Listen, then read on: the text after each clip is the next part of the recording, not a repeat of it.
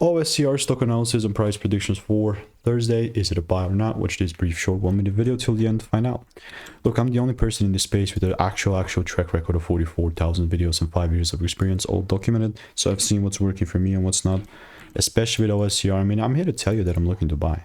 I don't think it gets much simpler than this. It's just that I'm not gonna immediately buy. That's the thing here. Price first must break above these certain levels, and if that does not happen, bro, well, Gucci, you know, like, I'm not buying. Very simple.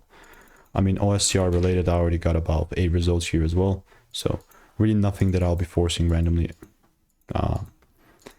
And I mean, what kind of gave it away? Why am I long now? It's simply just this break on 23rd of July, 24th around ish, that happened, broke the range. So I'm ready to pull the trigger if the price really wants to pump. It will show in the confirmation. Very simple. So if you want to stay tuned and get my money making emails and insights, click the first link in the description. See you in the next one.